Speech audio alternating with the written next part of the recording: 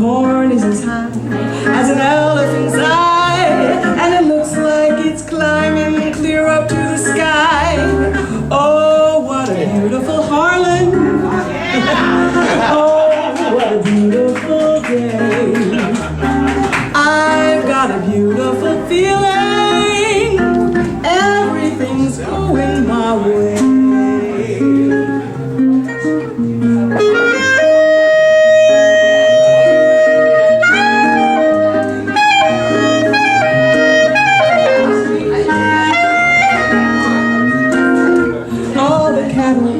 Are standing like statues.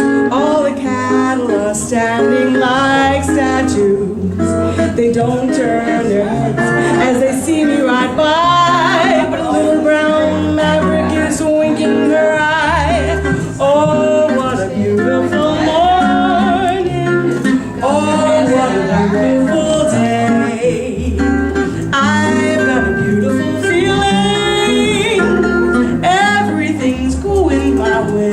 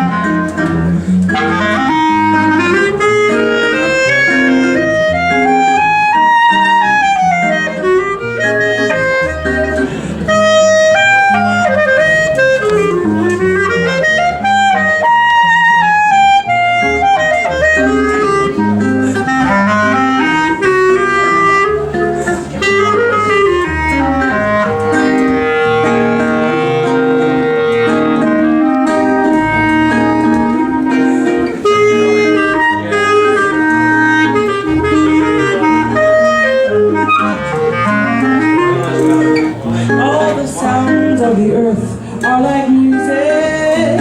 All the sounds of the earth are like music. The breeze is so busy, it don't miss a tree. When all weeping willow is laughing at me. Oh, what a beautiful morning. Oh, what a beautiful day. I've got a beautiful feeling. Everything's going my way. Everything's going my way.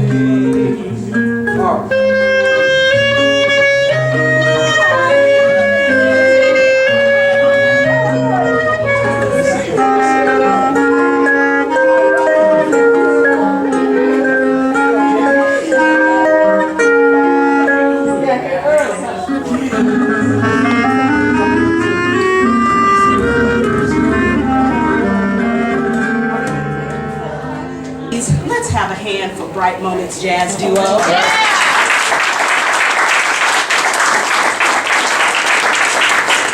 are amazing. They are family, Kim and Dave Chamberlain. Thank you guys so much. And you see, they are so very talented because all these instruments up here, and they are playing all of them themselves, and they're going to keep us entertained for the rest of the evening. They sing wherever I go. I guess that I'm just a lucky so-and-so. Now ask me the amount in my bank account. I have to admit that I'm slipping, but that don't worry me, cause confidentially I've got a dream that's a pippin'. And when the day is through, each night I hurry to a home where love waits. I know I guess that I'm just a lucky so-and-so.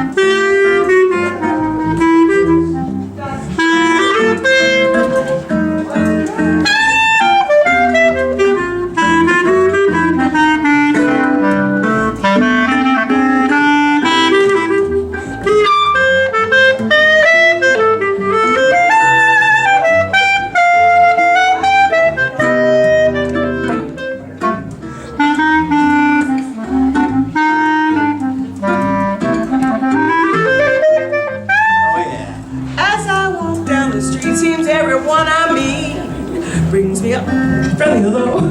We forget. I'm just a lucky so-and-so. The birds in every tree, oh, they sing so merrily. They sing wherever I go. I guess that I'm just a lucky so-and-so. Now, ask me the amount in my bank account.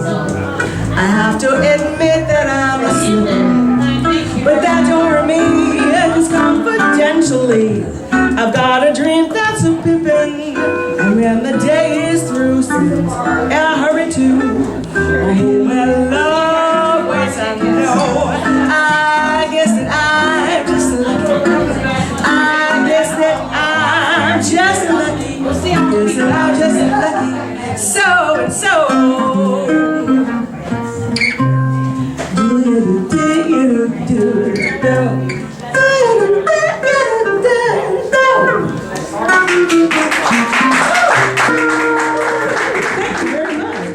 Yeah, the station's based on a song or on a grade. Right. Who's picking the tab up? There you go. On WRFG, and it's 45th birthday today. So happy to be here.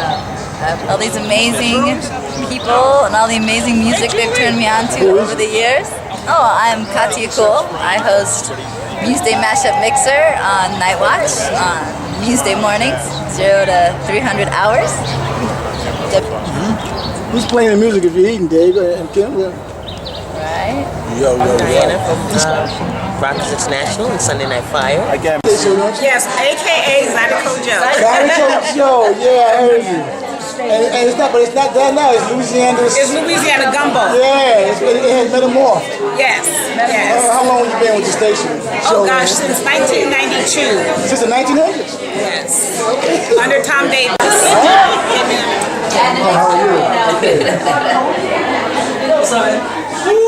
All right, at this time, I would like to introduce the young lady who is going to give us the occasion for the evening. And that is none other than longtime board member, Miss Cheryl O'Delay. Let's give her a hand. Okay, so thanks everybody for coming out. I'm going to kind of give you the minute spiel about WRFG, why we're so great, and how we got to be so great.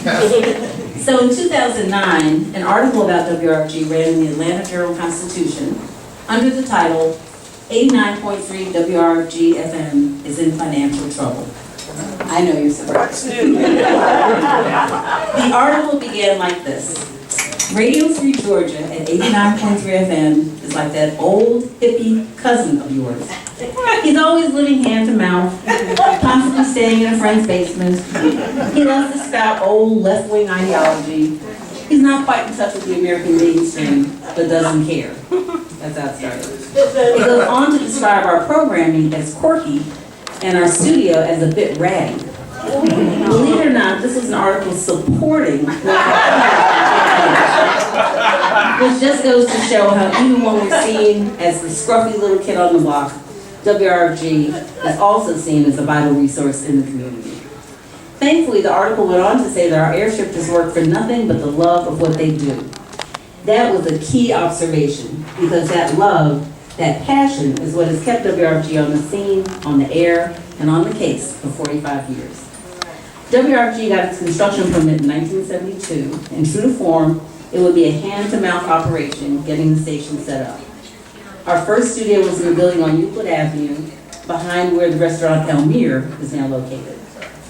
The first order of business was to look for a transmitter, one that the fledgling station could afford. The one we found was in an old barn filled with hay in Ohio. The transmitter was in 2 pieces and weighed in total about 2,000 pounds. Needless to say, it was old. Undeterred, we brought it to Atlanta and picked the hay out of its nooks and crannies. In an interview that Harlan Joy gave several years ago, he recalled an incident that occurred while they were installing the transmitter. John Tripp, WRFG's first engineer, instructed Roger French, one of our volunteers, to cut them wires. Roger asked if they were live wires, and Tripp assured him that they weren't. So Roger did as he was instructed and cut through 200 to 20 volts of live electricity. Luckily, the insulation was good and Roger wasn't hurt. But, said Harlan, it sure burned a hole in the wire cutters. We took another route for our first antenna. We built our own using a pipe and parts from Radio Shack. Channel 11 let us put our antenna on its tower, and on July 23, 1973, WRFG began broadcasting for a few hours a day. Problem was, nobody could hear us. Because we were operating with just 18 watts of power, we had to almost be under the tower to hear anything. So you can imagine the excitement when our power increased a couple of years later to 1,250 watts. By 1977, we were up to 3,000 watts. As our signal grew, our reach grew broader and our audience grew larger. Our goal of being a media outlet for underserved, often ignored progressive voices was making us a significant presence in Atlanta. We were definitely getting noticed, sometimes by the wrong people. That year, 1977, the subversive control unit of the Atlanta Police Department claimed that WRFG was filled with Trotskyites, Communist Party members, weathermen, homosexuals, Black Panthers, and dope smokers.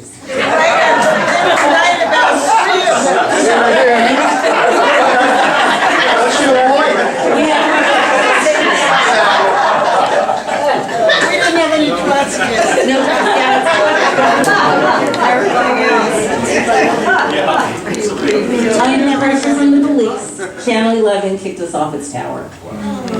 Despite the repressive political climate and our ongoing financial challenges, WRFG continued to grow.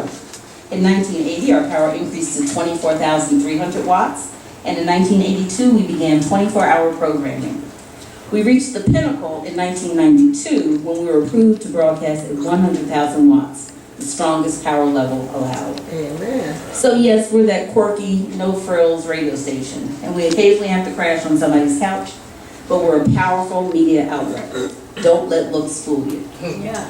Over the past 45 years, WRFG has amassed an impressive list of accomplishments. We produced the 52-part Living Atlanta radio series that won national awards and was later published as a book by the University of Georgia Press. We've held community forums on media deregulation, electronic voting, homeland security, same-sex marriage legislation, and global economic policy. We were the first radio station in Atlanta to play reggae, rap, and hip-hop. Years ago, when other local stations stopped playing blues, we started the blues program. I think we're still the only radio station in the Southeast that plays blues exclusively during the morning drive time. In 2004, we received the Keeping the Blues Alive Award from the National Blues Foundation. Our programs and air shifters have garnered numerous best of recognitions by Creative Loafing. In 2012, WRFG's service to the community was recognized by both Emory University and Georgia Wand. And did you know that WRFG was responsible for securing and converting the Moreland School into what is now the Little 5 Point Center for Arts and Community? That was our initiative. But I think our greatest achievement has been hanging in there. We may not have lots of money, but we have an abundance of perseverance, persistence, and purpose. We exist so that progressive voices can have an outlet for sharing their interpretations and perspectives on culture, health, society, politics, work, love, learning, spirituality, every aspect of being and living human. And we are unwavering in that commitment. But again, how does this old hippie cousin of a station last for 45 years? The answer has always been the same, because volunteers are the backbone of WRFG. We broadcast every hour of the day, every day of the year, because volunteers turn the dials, flip the switches, bring the music, research the issues, and do the interviews. They sit on committees, plan events, and develop procedures that help us function. They make copies, design flyers, input data, and stuff envelopes. We exist because, like that old AJC article stated, our volunteers work for nothing but the love of what they do. In 2015, an article about WRFG appeared in Creative Loafing under the title, Save WRFG. Far left radio station faces going off the airwaves after nearly 42 years. We're pretty consistent, right? This article, however, had a decidedly different and better tone than the AJC's. It was written by Creative Loafing's editorial board, and I'd like to read to you how this article began. It was Thanksgiving 1987, and the longest prison takeover in U.S. history was in progress in southeast Atlanta. Cuban detainees at the Atlanta Federal Penitentiary had taken dozens of guards and staff hostage for 11 days to fight against deportation back to Cuba. Local and national media carried constant coverage of the standoff, but one media outlet provided an unfiltered line of communication to the outside world. The left-of-center community radio station WRFG was an outlet in which trusted to broadcast their views to the rest of the world without bias. This, the editorial board wrote, is unbought and unbossed radio at its best.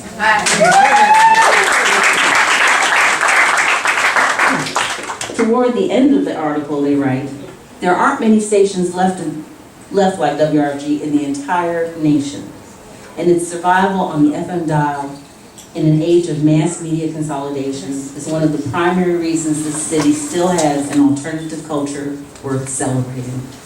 So it turns out our scruffy little station is in fact a big deal. Thanks to all of you for helping WRFG live to be 45 years strong. Thank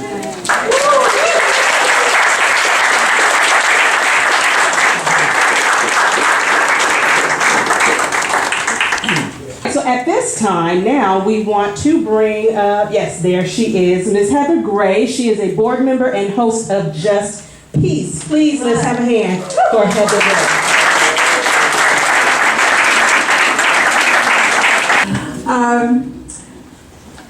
So I've been a part of WRFG since 1992 and began to learn more about just community radio generally.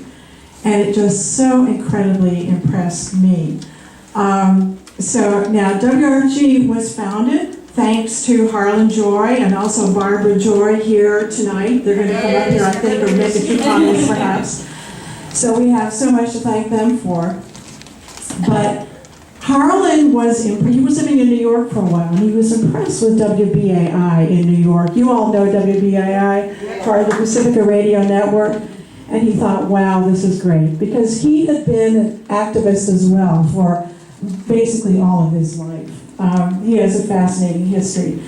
So now, for a little while, I served on the Pacifica National Board, so I began to learn more about that as well. So I just want you all to know, if you don't already, that the whole concept of community-owned radio stations started in the late 1940s by Lou Hill, who was in California. He had been a pacifist during the Second World War, got into all kinds of problems with the government because of that. I think he went to prison for a while. But he was a radio person, or he was a journalist type person. And I think it was NBC or CBS, I think it was NBC he was working with for a while. And he realized, look, I'm on the radio, but I'm not expressing my views. I'm expressing the views of these corporate owners. They're giving me what to say. And he said, this is ridiculous. We need the voice of the people. So that is why he started Pacifica Radio. So we are the process, how do you say this? What's the progeny? Pardon me? We are the progeny, yes. There are a number of community radio stations around the country. In the South, though, we don't have that many. I want to talk about that just briefly as well. But so that was why Pacifica started, and it started in California and now owns 5 stations. But I need to say, there are hundreds of community radio stations now across the country. And so we are an independently owned radio station, and we are owned and controlled by the people. But we do take some of the Pacifica Radio programs. We take Democracy Now! And some other programs as well. So we are also considered a Pacifica affiliate in that sense because we're taking some of their shows.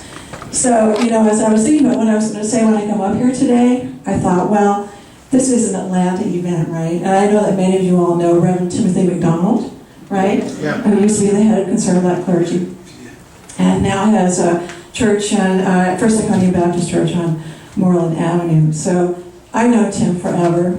So I saw him a few years ago. He said, Heather, what are you up to these days? And I said, well, Tim, I'm raising some hell. And he said, no, Heather, you're raising a little heaven. So I've told a lot of my friends this, right? And it makes sense because that really is what we're doing at WRFG. We are providing the voice for the people where there is really no other outlet like this. Now, I do want to mention that in Georgia, we have 2 community radio stations, really. There's one in Albany, Georgia, that was started by Charles Sherrod and Shirley Sherrod a few years ago. There were some openings, actually, for starting community radio stations in the country. So Bruce Dixon, who you all know at Black Agenda Report, came over to my office at the Federation of Southern Cooperatives where I was working. And he said, Heather, we need to look at all of these frequencies all over the South. So we did precisely that. So we were responsible, really, in getting this station in South Georgia started, but also one in the Mississippi Delta. We do not have that many community radio stations in the Southeast. So we are so blessed to have WRFG. Now, we are so blessed that we have visionaries like Harlan Joy and Barbara Joy. So let's give them a round of applause. Yeah, you've heard about fake news. And you've heard the media is the enemy of the people. Well, WRFG has tried to run against that tide of ignorance and superstition for many, many years. Before that, I was involved with an underground newspaper, the Great Speckled Bird, which just had its 50th anniversary celebration, but it only lasted about 8 years, which was pretty good in the 60s, for people that pay attention to anything that long. But then after that, I segued into trying to work with Harlan and a bunch of other people, by the way, some of whom aren't with us anymore, like the great lawyer Larry Lee, who started the Bluegrass program, and Joe Schiffolo a little bit later, and a whole bunch of people, Yvonne Dooley.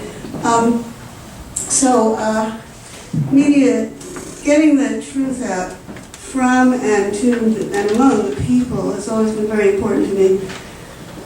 Just last Saturday at the Great Speckled Bird 50th anniversary, Timothy Hayes, who was one of our 3 first staff people, together with Harlan and a woman named Judy Harrell from the community, came to town to talk about his experience here in Atlanta, first with the newspaper, and then for a year with WRFG. Unfortunately, he had to leave due to circumstances out of his control and moved to Philadelphia, but he came all the way back to be with us here in Atlanta, and that was quite an experience. He'd also been a member of the Black Panther Party and done a lot of other amazing stuff. We have had so many incredible people. He was responsible for bringing Yvonne Dooley, the great Yvonne Dooley, who recently had a memorial at the Auburn Avenue Library, and I hope so many were there. So, like Joni said, it's been quite amazing for me. Harlan was the first manager. He'll talk to you in a minute. But before we moved to Atlanta, when we were still married, we used to listen to WRBAI, like Heather said. And when we got here, there was a wildcat strike. There was a wildcat strike by some Levi Jeans factory workers up in Blue Ridge. And there were bad conditions and so on. So Harlan went and interviewed him and got some stuff on tape and got a song by a local folk singer about it. Took it to WBAI in New York. They helped him edit it into a radio program about what was going on down here with this rather important labor issue at the time. And it was played in New York, but couldn't be played in Georgia because there wasn't any radio station that would play it. And some of other things Harlan produced later after WRFG got started, couldn't be produced. He couldn't be aired in the town where he did something about the town where he grew up, and it couldn't be aired in South Carolina. It's about Orangeburg. So it is so important that you all are filling this room and continuing to support the radio station. I'm extremely proud that that's happened. I haven't been as involved in recent years, but try to raise a little money every year for the station. And I hope those of you who can't do anything else will do that. Right.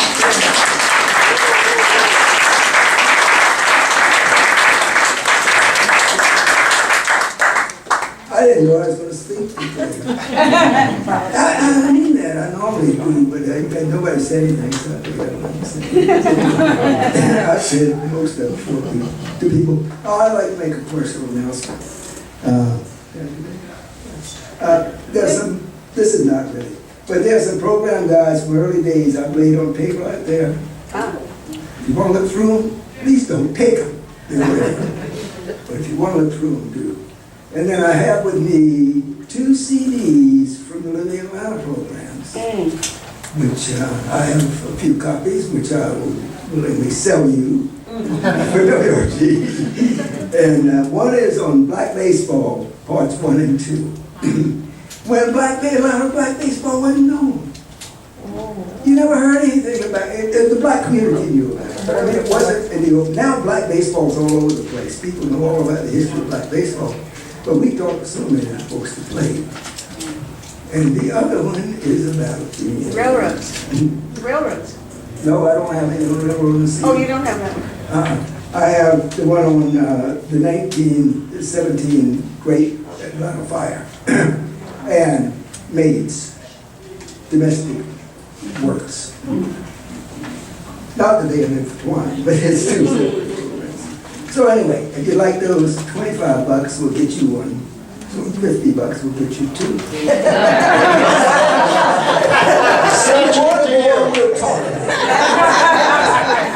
Anyway, this has been an incredible experience. It's been a good part of my life. No, I wasn't a young man when we started station. I was 40 years old. And some of these people would tell you, oh, Harlan was this adult, we were all the kids. Sometimes I felt that way. But anyway, it's been quite an experience. But more than that, it has been so important. This has started and kept going. The bird was important, but 8 years after the bird was gone and it was a memory. We were started, and 45 years ago, we are going. And I don't mean out the door, I mean straight on up the road. And we intend to continue. Thank you. Yeah.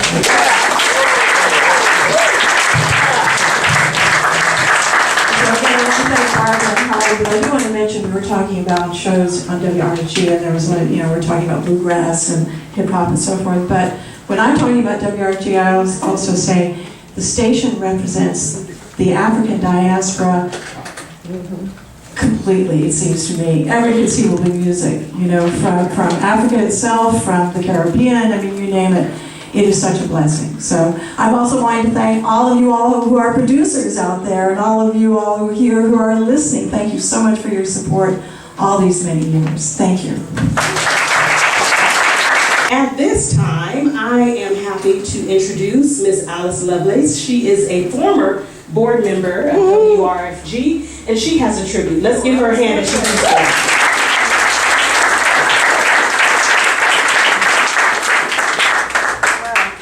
So happy to be here. Yeah, Harlan, you're still standing. And it's a joyous thing, and it's no easy thing either to control. For the community to have control, and this is very important. So RFG, first time I met RFG, Yvonne and Faye Bellamy grabbed me and my husband Jiki one Saturday, and they said, you gotta come over here and meet these guys over here at this radio station. And it was literally a hole in the wall. It really did what Harlan, right? You felt like you were crawling through this hole in the wall, and then you got into this space, and it was so crammed full of people and equipment, and it was incredible, but the energy was electric. And the conversations that were going on were so stimulating, and that was our first introduction to WRFG. It must have been about 1978. Ever since then, we have been supporters of RFG. Yvonne was a dear friend of ours, and along with Juanique, you should know that not only did they take your engineer and Abdul, but I remember I remember Jiggy getting calls in the middle of the night to go over to the shack over behind Clark Atlanta University because something was going on with the transmitter. Can you go over there and fix it? So Jiggy was a lover of WRFG and was always on call. My fond memory of a lesson that Yvonne taught me at RFG when we were on the board together, we were on the program committee. So Yvonne and I got together and we cooked up this idea that ought to be morning drive time news. Well, the blues people hated us. Blues people put out a hex on us, I do believe.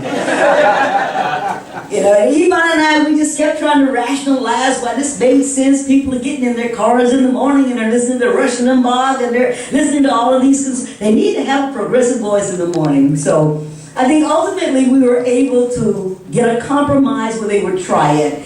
But even when they said that, Yvonne looked at me and he said, it ain't gonna work out. He said, they just tried to, they just, you know, they're fooling with us. And it didn't. But that was because of how strong the blues operators were. And that actually was a good thing. Because that's the other thing Yvonne taught me. That when it's time for something, it'll come. If it's not time, it wasn't that it was a bad idea. It wasn't that it wouldn't work. It was because it wasn't time, and it just wasn't time. So Yvonne taught me how to take, not to see failures as failures, but as things that were just temporarily put on pause until it was the right time for it to happen. So Yvonne taught me so much, and celebrate him, celebrate WRFG, 45 years young, 45 years more. Diane Mathewitz. She is a board member and host of Labor Forum. Let's give her a hand.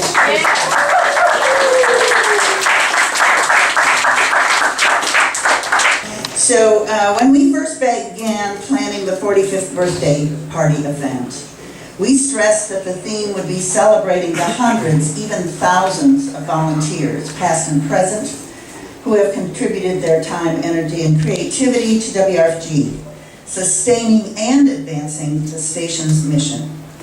Every meeting produced more and more names of people who deserve to receive special attention, which is how we came up with the idea to do the photo exhibit and the slideshow that you hopefully have been able to see a little bit while you've been here.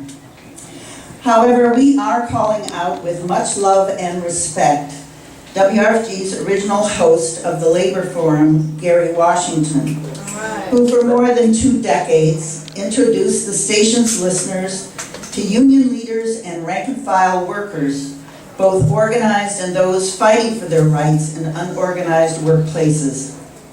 Gary's program allowed working people to sound off and to discuss the issues important to them. As a Teamster member and shop steward himself, he relished providing workers the opportunity to speak for themselves. Gary's bigger-than-life persona transmitted powerfully over our airwaves. No dancing around with Gary Washington. He called out the injustices, large and small, with a style all of his own.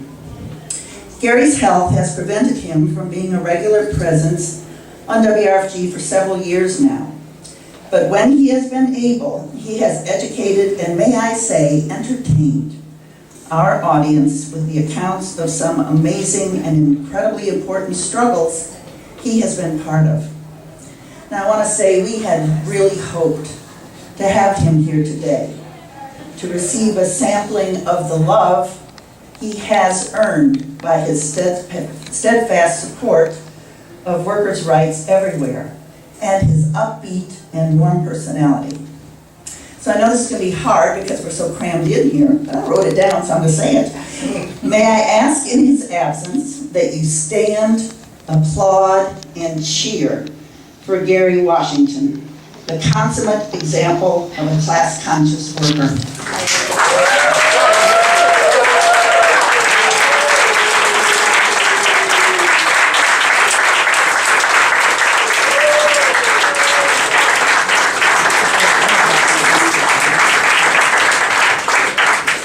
Thank you so much. I want to say that a group of us will be visiting Gary tomorrow, to bring him a report of today's celebration and his own Labor Forum t-shirt and something he especially wants, Gary being Gary, some of Chef Chelsea's wonderful food. Thank you so much.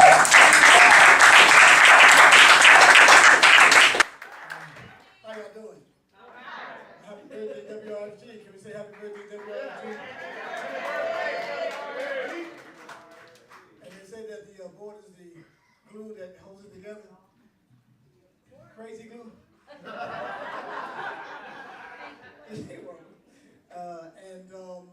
Joan is right. There's a lot that goes into having a radio station. So we talked about our milestones and how we grew and how we now become a station to be reckoned with, really truly, even though we are still doing what we do independently, and that comes with a lot of struggles in terms of keeping us running and twisty tying, as he said, and duct taping. But there's also expertise that comes with that. We don't want to belittle those who are really doing some powerful work to make sure we stay on the air, and that is those who are the technicians or the electricians or those who are the engineers. And there's one such engineer who has been with us almost from the inception. I think that he came a little after that. And he's here with us today. I want you to make sure that every time the station goes off the air and you hear us going into dead air and you think that we're not doing something, that nobody's doing nothing, the problem lies with this man right here. I want you to know that. They call me and I call him. Okay?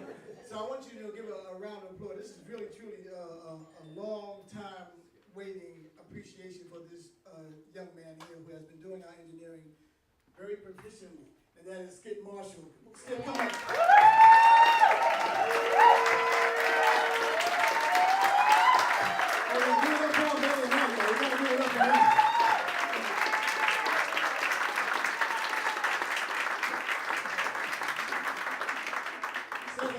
Y'all get to hear him do his work and everybody loves him, but I get to hear all the other stuff too.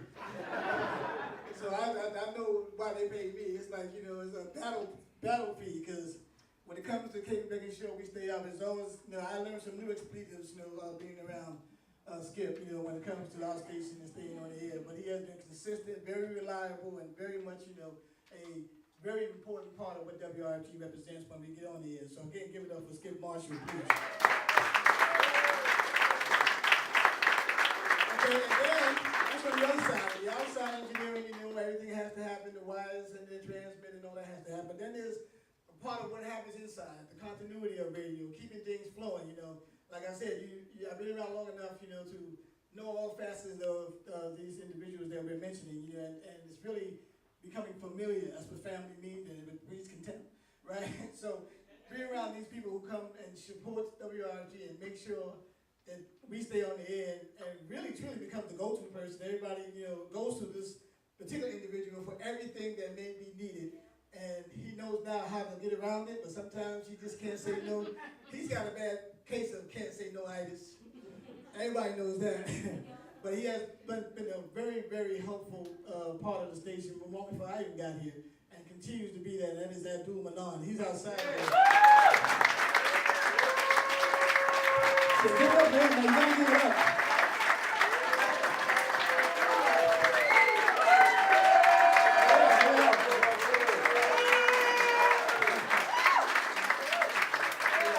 He takes a lot of weight and heat off of me.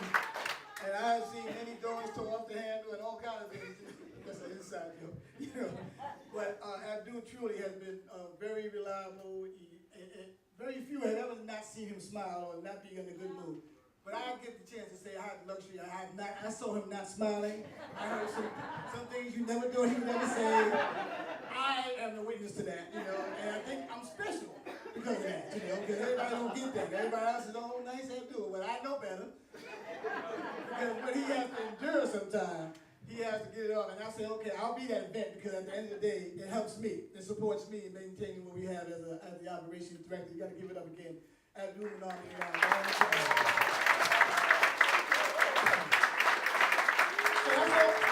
That's basically what I wanted to say. I just wanted to say that Joni said at the board, don't just write checks, because we ain't got no checks. So they gotta work. They gotta do something else. But that's inside. If you don't see me next year, you know why. But I want to thank all of you because my role is keeping people on the air, making sure we stay in compliance, FCC compliant. That's a lot of work too. You know, making sure we stay in continuity, things are all happening. You know, like I said, these tag teams, Abdul and of course Skip. But there's also those who come and save the day when it's needed. You know, particularly when we got storms and ice storms and you can't get to the station. There are people who are truly very much committed to WRFG, that they'll walk the WRFG and make sure we stay in continuity. So you want to give it up for yourselves for that, for maintaining what we have. Thank you all.